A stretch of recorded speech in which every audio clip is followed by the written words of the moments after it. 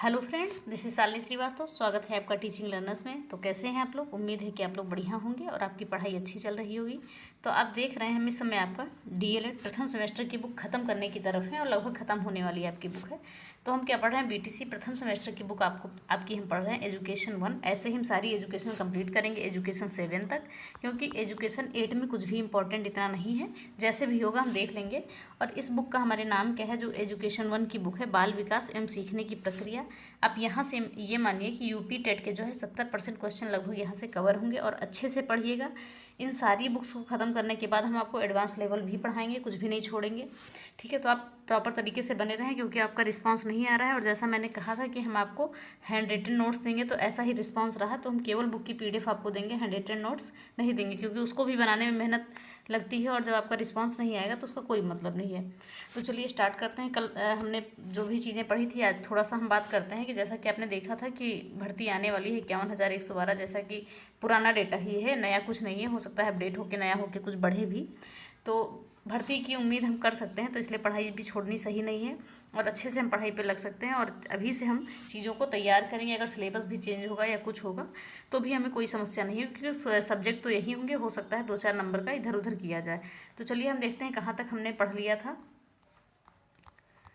तो हमने यहाँ पढ़ लिया था, जो जो चैप्टर पढ़ लिए थे हम एक बार इसको भी देख लेते हैं, उस पर भी नज़र डाल लेते हैं। बाल विकास का अर्थ, आवश्यकता तथा क्षेत्र, बाल विकास की अवस्थाएं, शारीरिक विकास, मानसिक विकास, संवेगात्मक विकास, भाषा विकास, सृजनात्मक विकास, ठीक है, व्यक्तित्व का विकास, व्यक्तित्व परीक्षण के तरीके, वैयक्तिक विभिन्नता, कल्पना, चिंतन एवं तर्क, और बाल विकास को प्रभावित करने वाले कारक में हमने क्या क्या पढ़ लिया था। बाल विकास को प्रभावित करने वाले कारक को हमने तो देख लिया था, इसमें वंशानुक्रम पढ़ लिया था। आज हम जो है वातावरण पढ़ेंगे और ये सारी चीज़ों को हम खत्म कर देंगे और कल से हमारा अधिगम स्टार्ट हो जाएगा, जो बहुत ही इंपॉर्टेंट है आपका। और जल्दी से जल्दी हम इन चीज़ों को ख़त्म कर देंगे। ज़्यादा चीज़ें आपकी नहीं बची हैं। मुश्किल से मुझे लगता है कि आपकी 5-6 या कम ही क्लासेस बचेंगी। उसके बाद सेकंड सेमेस्टर की हम बुक स्टार्ट कर देंगे और जैसे ये बुक खत्म होगी हम इसकी पीडीएफ आपको प्रोवाइड करा देंगे। तो चलिए स्टार्ट करते हैं हम सीधे। तो स्टार्ट करने से पहले अगर आपने हमारे चैनल को सब्सक्राइब नहीं किया है तो प्लीज़ सब्सक्राइब करें और ज़्यादा से ज़्यादा शेयर करें। चलिए, तो बाल विकास के प्रभावित करने वाले कारक में हमने वंशानुक्रम को पढ़ लिया था और आज हम पढ़ेंगे वातावरण को। ये तो आपके इंपॉर्टेंट है, बहुत ही इंपॉर्टेंट टॉपिक है और यहाँ से आपको बहुत ही महत्वपूर्ण चीज़ें जानने को मिलती हैं। तो चलिए स्टार्ट करते हैं हम। बाल विकास को प्रभावित करने वाले कारक में कौन कौन से हैं? वंशानुक्रम और वातावरण है, जिसमें हमने वंशानुक्रम पढ़ लिया है और हम इन्वायरमेंट आज पढ़ेंगे। हेरिडिटी हमने पढ़ ली है, ठीक है। चलिए देखते हैं अब हम आगे। बालक के व्यक्तित्व के प्रत्येक पहलू पर भौगोलिक, सामाजिक और सांस्कृतिक वातावरण का प्रभाव पड़ता है, ठीक है। वंशानुक्रम के साथ साथ वातावरण का भी प्रभाव बालक के विकास पर पड़ता है। हम यहाँ इन पक्षों पर विचार करेंगे जो वातावरण से प्रभावित होते हैं, ठीक है। तो उन्हीं चीज़ों को हम देखेंगे जो वातावरण से प्रभावित होते हैं, उन सभी लक्षणों को, उन सभी पक्षों को हम देखेंगे। तो चलिए हम देखते हैं क्या क्या चीज़ें वातावरण से प्रभावित होती हैं। तो हम ध्यान से देखेंगे। मानव विकास पर प्रभाव। गार्डन का मत है, ठीक है, गार्डन का मत है कि उचित सामाजिक और सांस्कृतिक वातावरण न मिलने पर मानसिक विकास की गति धीमी हो जाती है। तो कहने का मतलब सही है कि अगर हमें अच्छी तरीके से वातावरण नहीं मिलता है तो हमारे सीखने की गति या मानसिक विकास की गति जो है धीरे हो जाती है। बालक का मानसिक विकास सिर्फ बुद्धि से ही निश्चित नहीं होता है, बल्कि उनमें बालक की ज्ञानेंद्रियाँ, ठीक है, 5 ज्ञानेंद्रियाँ होती हैं और बालक के सभी भाग एवं मानसिक क्रियाएं आदि सम्मिलित होती हैं। अतः बालक वंश से कुछ लेकर उत्पन्न होता है, उसका विकास उचित वातावरण से ही होता है, ठीक है। इसीलिए कहते हैं कि वंशानुक्रम बच्चे के विकास में, वंशानुक्रम एवं वातावरण दोनों इंपॉर्टेंट है, क्योंकि वंशानुक्रम से तो कुछ चीज़ें वो जो है लेकर उत्पन्न होता है, लेकिन जो चीज़ें बाहरी चीज़ें उससे आती हैं वो वातावरण से ही आती हैं। वातावरण से बालक की बौद्धिक क्षमता में तीव्रता आती है और मानसिक प्रक्रिया का सही विकास होता है, ठीक है। वातावरण से क्या होता है? बच्चे की बौद्धिक क्षमता में तीव्रता आती है और मानसिक क्रिया का सही से विकास होता है। फिर आगे है हमारा शारीरिक अंतर पर प्रभाव, ठीक है। शारीरिक अंतर पर वातावरण का क्या प्रभाव होता है? तो फ्रेंच बोन्स ने बताया है कि विभिन्न प्रजातियों के शारीरिक अंतर का कारण वंशानुक्रम ना होकर वातावरण है। इन्होंने कहा है कि जो शारीरिक अंतर आते हैं तो इस पर वंशानुक्रम का प्रभाव नहीं है, ये क्या है? वातावरण का प्रभाव है। उन्होंने अनेक उदाहरणों से स्पष्ट किया है कि जो जापानी और यहूदी अमेरिका में अनेक पीढ़ियों से निवास कर रहे हैं, उनकी लंबाई भौगोलिक वातावरण के कारण बढ़ गई है। तो इसका फर्क पड़ता है हमारे वातावरण का, हमारी लंबाई चौड़ाई पे इसका भी फर्क पड़ता है। फिर आगे हम देखते हैं व्यक्तित्व विकास पर प्रभाव, ठीक है। व्यक्तित्व विकास पर प्रभाव देखते हैं। कूले का मत है कि व्यक्तित्व के निर्माण में वंशानुक्रम की अपेक्षा वातावरण का अधिक प्रभाव होता है। तो कूले ने क्या कहा है कि वंशानुक्रम की अपेक्षा वातावरण का अधिक प्रभाव पड़ता है व्यक्तित्व के विकास पर। व्यक्ति का विकास आंतरिक क्षमताओं का विकास करके और नवीनताओं को ग्रहण करके किया जाता है। इन दोनों ही परिस्थितियों के लिए उपयुक्त वातावरण को उपयोगी माना गया है। कूल महोदय ने यूरोप के 71 साहित्यकारों का अध्ययन कर पाया कि उनके व्यक्तित्व का विकास स्वस्थ वातावरण में पालन पोषण के द्वारा हुआ है। ठीक है, फिर आगे हम देखते हैं शिक्षा का प्रभाव क्या पड़ता है वातावरण पर। बालकों के विकास पर शिक्षा का क्या प्रभाव पड़ता है। बालक की शिक्षा बुद्धि, मानसिक प्रक्रिया और सुंदर वातावरण पर निर्भर करती है। तो कहने का मतलब है कि बालक की जो भी शिक्षा है, बुद्धि है और मानसिक प्रक्रिया है, ये एक अच्छे वातावरण या सुंदर वातावरण पर निर्भर करती है। शिक्षा का उद्देश्य बालक का सामान्य विकास करना होता है, अतः शिक्षा के क्षेत्र में बालकों का सही विकास उपयुक्त शैक्षिक वातावरण पर ही निर्भर करता है। क्या कहा गया है कि शिक्षा के अगर क्षेत्र में हम माने तो बालकों का जो सही विकास है उपयुक्त शैक्षिक वातावरण पर ही निर्भर करता है। प्रायः यह देखने में आता है कि उच्च बुद्धि वाले बालक भी सही वातावरण के बिना उच्च शिक्षा नहीं प्राप्त कर सकते हैं। तो सही बात है ये चीज़ें कि बालक कितना भी बुद्धिमान है, अगर उसे सही वातावरण नहीं मिलेगा तो उसे उतनी अच्छी शिक्षा नहीं मिल पाएगी। फिर हम देखते हैं सामाजिक गुणों का प्रभाव। बालक का सामाजिकरण उसके सामाजिक विकास पर निर्भर है, ठीक है, निर्भर होता है। समाज का वातावरण उसे सामाजिक गुण एवं विशेषताओं को धारण करने के लिए उन्मुख करता है। न्यूमैन, फ्रीमैन और होलिंजगर ने 20 जोड़े बालकों का अध्ययन किया था। ये लाइन याद रखिएगा, किसने किसने 20 जोड़े बालकों का अध्ययन किया था। न्यूमैन, फ्रीमैन और होलिंजगर। आपने जोड़े के एक बालक, ठीक है, इन लोगों ने जो है जोड़े के एक बालक को गांव में और दूसरे बालक को नगर में रखा। बड़े होने पर गांव के बालक में अशिष्टता, चिंताएं, भयहीनता और कम बुद्धिमत्ता संबंधी आदि विशेषताएं पाई गई, जबकि शहर के बालक में शिक्षित व्यवहार, चिंता मुक्त, भयहीन और निडरता और बुद्धिमत्ता संबंधी विशेषताएं पाई गई। अतः स्पष्ट है कि वातावरण सामाजिक गुणों पर भी प्रभाव डालता है। देखिए यहाँ पर कहने का मतलब क्या है, गांव और शहर का मतलब नहीं है इनके, कहने का मतलब यहाँ पर यह है कि जैसा बच्चों को वातावरण मिलेगा वैसे ही बच्चे सीखेंगे। कोई ऐसा नहीं है कि अगर बच्चे गांव में पले बड़े हैं तो उन्हें शारीरिक व्यवहार आ जाए, जो है शहरी व्यवहार आ जाएगा। और इसमें ऐसा गांव या शहर को कुछ भी नहीं किया गया है कि गांव के बच्चे कम बुद्धिमान या भयभीत होते हैं या ऐसी चीज़ें कुछ भी नहीं होती हैं। आज के समय में गांव के बच्चे भी अच्छे ही होते हैं। चलिए आगे हम देखते हैं बालक के बहुमुखी प्रभाव। ठीक है, बालक पर बहुमुखी प्रभाव। तो वातावरण बालक को शारीरिक, मानसिक, सामाजिक, संवेगात्मक आदि सभी अंगों पर प्रभाव डालता है। वातावरण क्या है, बालक के शारीरिक, वातावरण क्या है, बालक के शारीरिक, मानसिक और सामाजिक, संवेगात्मक सभी अंगों पर प्रभाव डालता है। बालक का सर्वांगीण या बहुमुखी विकास तभी संभव है जब उसे अच्छे वातावरण में रखा जाएगा। ठीक है, यह वातावरण ऐसा हो जिसमें बालक की वंशानुक्रमी विशेषताओं का सही प्रकाशन हो सके। भारत व अन्य देशों में जिन बालकों को जंगली जानवर उठा ले गए, उनको मारने के स्थान पर उनका पालन पोषण किया, ऐसे बालकों का संपूर्ण विकास जानवरों जैसा था। बाद में उनको मानव वातावरण देकर सुधार लिया गया। अतः स्पष्ट है कि वातावरण ही बालक के सर्वांगीण विकास में सहायक है। तो सीधी सीधी बात है कि जैसा वातावरण मिलेगा वैसा ही बच्चे का विकास होगा। ठीक है, तो ये चीज़ें हो गई। अब हम क्या देखते हैं आगे, बालक के विकास को प्रभावित करने वाले वातावरणीय कारक। ठीक है, बालक के विकास को प्रभावित करने वाले वातावरणीय कारक कौन कौन से हैं, इनको भी जानते हैं। तो ध्यान से हम देखेंगे। बालक के विकास को प्रमुख रूप से आनुवंशिकता तथा वातावरण प्रभावित करते हैं। इसी प्रकार कुछ भिन्न कारक भी और भी हैं जो बालक के विकास में या तो बाधा पहुंचाते हैं या विकास को अग्रसर करते हैं। ऐसे प्रभावी कारक निम्न हैं। यानी कहने का मतलब है वंशानुक्रम और वातावरण के अतिरिक्त भी कुछ कारक हैं जो बाल विकास को प्रभावित करते हैं। चलिए देखते हैं। बालकों के लालन पालन या संरक्षण की दशाएं। बालक के विकास पर उनके लालन पालन और माता पिता की आर्थिक स्थितियां प्रभाव डालती हैं। परिवार की परिस्थितियों तथा दशाओं का बालक के विकास पर सदैव प्रभाव पड़ता है। एक सेकेंड,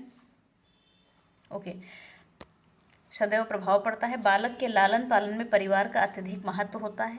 बालक के जन्म से किशोरावस्था तक उसका विकास परिवार ही करता है। स्नेह, सहिष्णुता, सेवा, त्याग, आज्ञा पालन, सदाचार आदि का पाठ परिवार से ही मिलता है। और परिवार मानव के लिए अमूल्य संस्था है। ठीक है, चलिए किसी रूसो के अनुसार क्या कहा गया है। रूसो ने क्या कहा है कि बालक की शिक्षा में परिवार का महत्वपूर्ण स्थान है। परिवार ही बालक को सर्वोत्तम शिक्षा दे सकता है। यह एक ऐसी संस्था है जो मूल रूप से प्राकृतिक है। ठीक है, परिवार कौन सी एक प्राकृतिक संस्था है बच्चों को शिक्षा देने के लिए। फ्रावेल ने क्या कहा है, फ्रावेल ने घर को महत्वपूर्ण स्थान दिया है। उनका यह कथन है कि माताएं जो हैं वो आदर्श अध्यापिकाएं हैं। घर द्वारा दी जाने वाली अनौपचारिक शिक्षा ही सबसे अधिक प्रभावशाली और स्वाभाविक होती है। कहने का मतलब है जो बच्चों को माँ के द्वारा शिक्षा दी जाती है, अनौपचारिक शिक्षा, वही सबसे अधिक प्रभावशाली और स्वाभाविक होती है। तो हम क्या देखते हैं आगे कि उपरोक्त परिभाषाओं से स्पष्ट है कि बालक के विकास में परिवार एक अहम संस्था की भूमिका अदा करता है। बालक के लालन पालन में परिवार के जो है शैक्षणिक कार्य निम्नलिखित हैं, उनको हम देख लेते हैं, ध्यान से देखिएगा। बालक परिवार की मानसिक एवं भावनात्मक प्रवृत्ति के विकास में महत्वपूर्ण भूमिका निभाता है। यदि परिवार का वातावरण वैज्ञानिक या साहित्यिक है तो बालक का झुकाव वैसा ही होगा।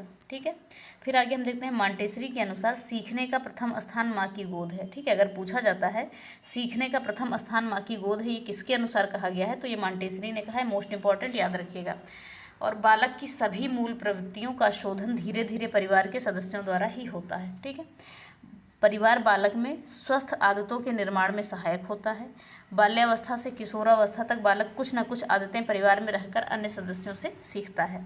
फिर आगे हम देखते हैं कि अनुकूलन का पाठ बालक परिवार से ही सीखता है, क्योंकि परिवार के सदस्य एक दूसरे से समायोजन कर अपनी समस्याएं हल करते हैं। अनुकूलन यानी कि जैसी परिस्थिति माना उसी के अनुकूल ढल जाना, वैसी चीज़ें हैं।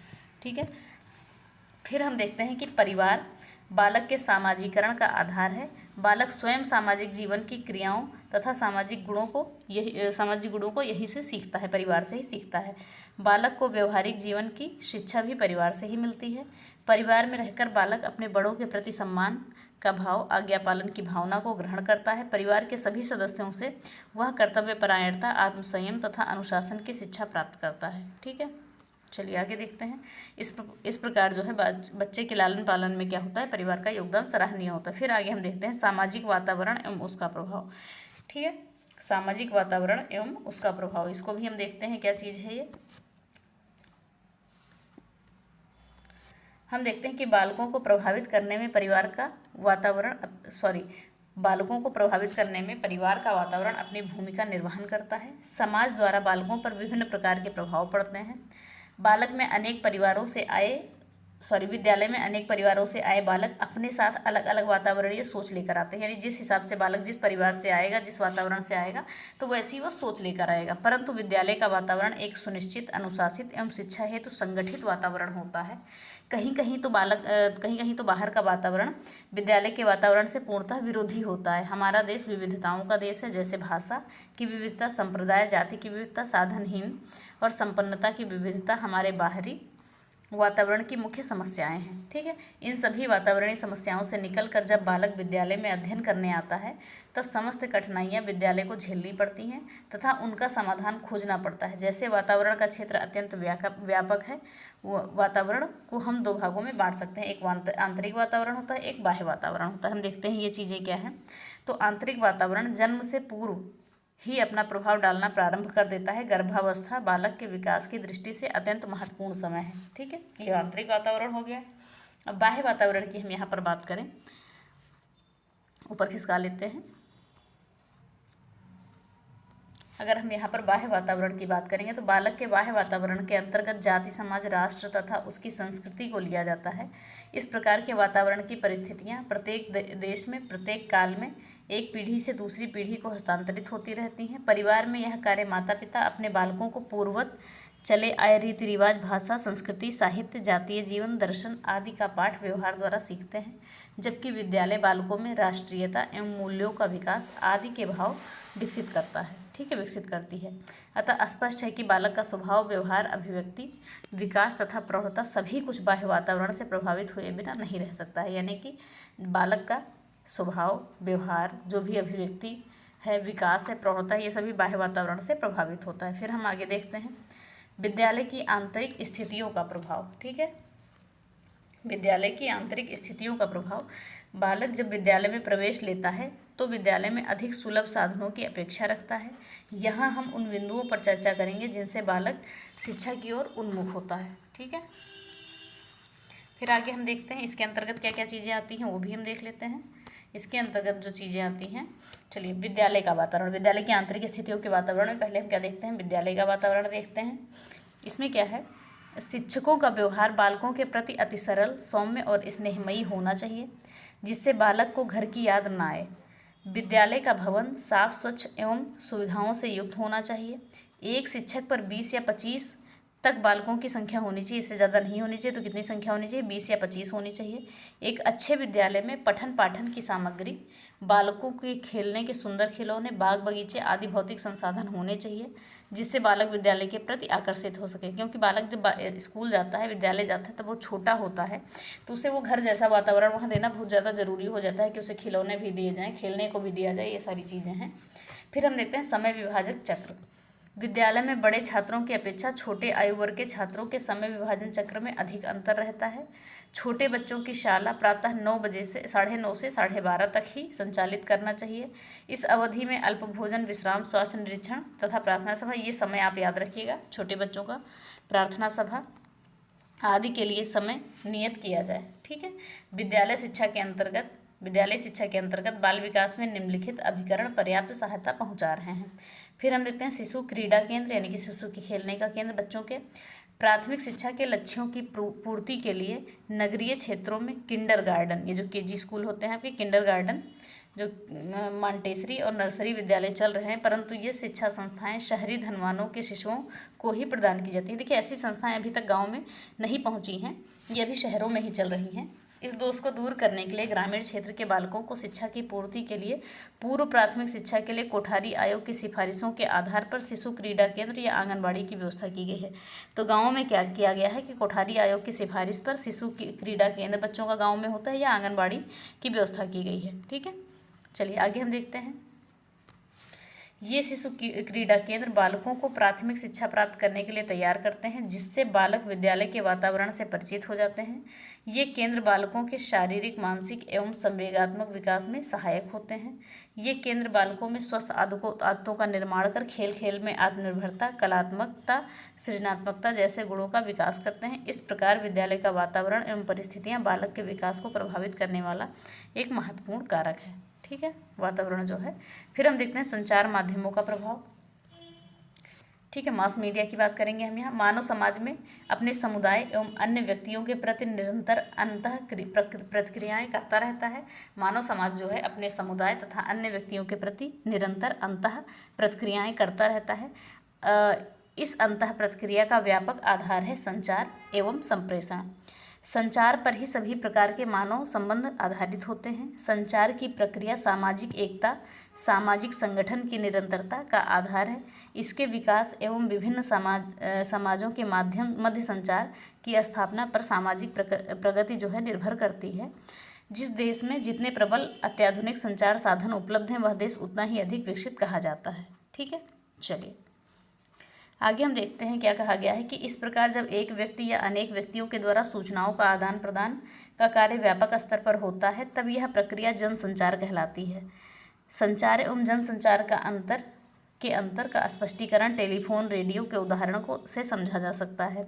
जब एक व्यक्ति टेलीफोन से दूसरे व्यक्ति से बात करता है तो यह संचार है, जबकि वही व्यक्ति रेडियो पर अपनी बातें असंख्य लोगों से कहता है तो इसे जनसंचार कहते हैं। ठीक है, जब हम आपस में बात करते हैं तो इसे क्या कहते हैं, संचार कहते हैं, लेकिन जब हम रेडियो पे कोई बात सुनते हैं तो वो जनसंचार होता है। फिर हम बात करते हैं जनसंचार के माध्यम की। ठीक है, थोड़ा सा चैप्टर आपका बड़ा है, जनसंचार के माध्यम, लेकिन कंप्लीट हमें करना है। इसमें ऐसे माध्यम भी शामिल हैं जो जनसंचार के आधुनिक साधनों का उपयोग करते हैं, जैसे रेडियो, टेलीविज़न, सिनेमा, समाचार पत्र और विज्ञापन आदि। भारत में सूचना और प्रसारण मंत्रालय के पास जनसंचार की विशाल व्यवस्था है, जिसके क्षेत्रीय तथा शाखा कार्यालय संपूर्ण देश में फैले हुए हैं। ओके, फिर आगे हम देखते हैं कक्षा कक्ष में जनसंचार माध्यमों की उपयोगिता। कक्षीय परिस्थितियों में अधिकतम शिक्षण अधिगम की प्रभावशाली परिस्थितियां उत्पन्न करने के लिए शिक्षा तकनीकी के जनसंचार माध्यमों का प्रयोग एक उत्तम साधन है। हमारे देश के विद्यालयों में कुछ नवीन विधियों जैसे फिल्म पट्टिकाएं, प्रोजेक्टर, रेडियो आदि का प्रयोग किया जाने लगा है। इसी प्रकार रेडियो पाठों का विद्यालय पाठ्यक्रम में विधिवत प्रयोग किया जाना चाहिए। ठीक है, फिर आगे हम देखते हैं रेडियो का प्रभाव। आगे क्या दिया है, रेडियो का प्रभाव इसी के अंतर्गत है। रेडियो संचार माध्यमों के अंतर्गत एक प्रभावशाली श्रव्य साधन है।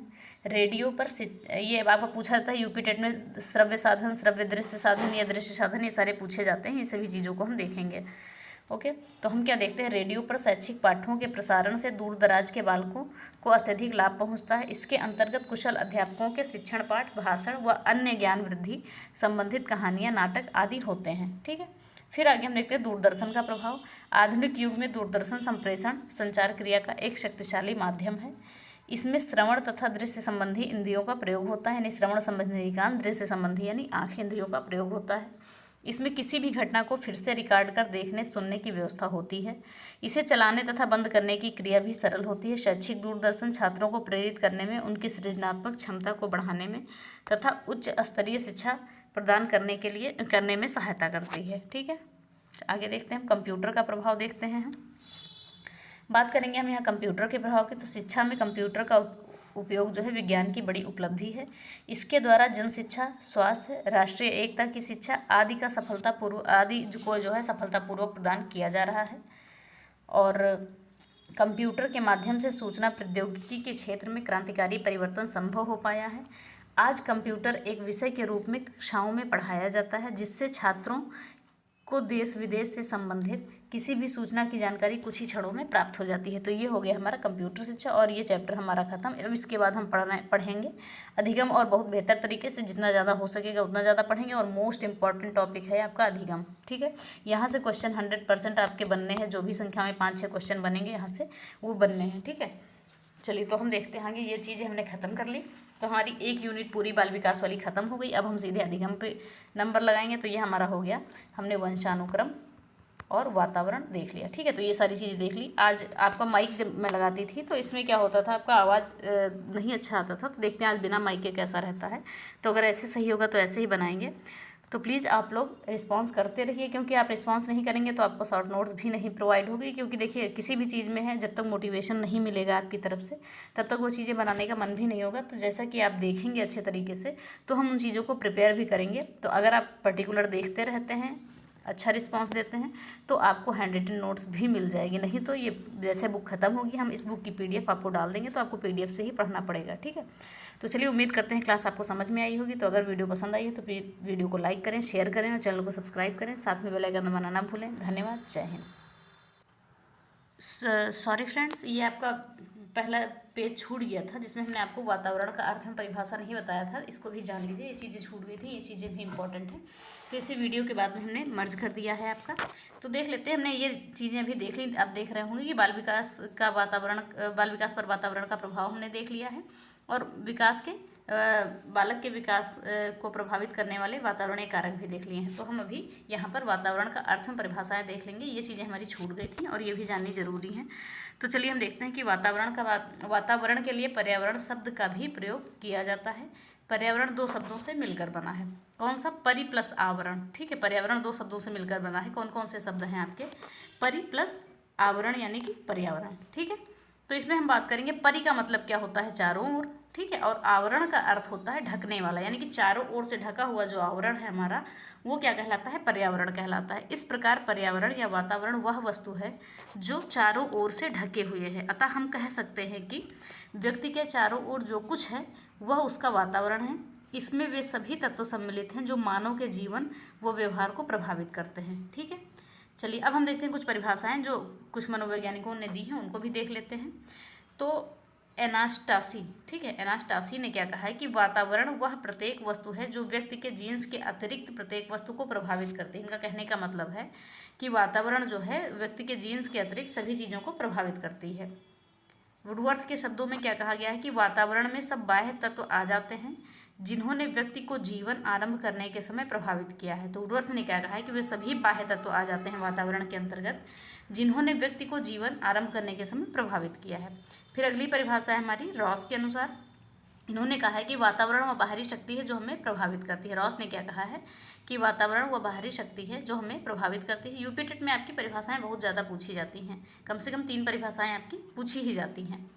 जिस पट के शब्दों में वातावरण वह हर वस्तु है जो किसी अन्य वस्तु को घेरे है, उस पर सीधे अपना प्रभाव डालती है। क्या कहा है इन्होंने जिस पट ने कि हर एक वस्तु, ठीक है, वातावरण क्या है जो हर एक वस्तु को घेरे हुए है। चलिए, तो ये सारी परिभाषाएं हो गई। तो हम और देख लेते हैं क्या लिखा है कि वातावरण शक्ति को प्रभावित करने वाला तत्व है और इसमें बाह्य तत्व आते हैं। यह किसी एक तत्व का नहीं अपितु यह एक समूह तत्व का नाम है, ठीक है, एक समूह तत्व का नाम है। वातावरण व्यक्ति को उसके विकास में वांछित सहायता प्रदान करता है। तो ये आपका अर्थ और परिभाषा हो गया। यहाँ से चीज़ें हमने देख ली हैं। तो बहुत सॉरी क्योंकि जो है मेरा छूट गया था थोड़ा सा, तो इसको मैंने मर्ज कर दिया है। इसको अच्छे से देख लीजिएगा, अब ऐसी गलती नहीं होगी। धन्यवाद, जय हिंद।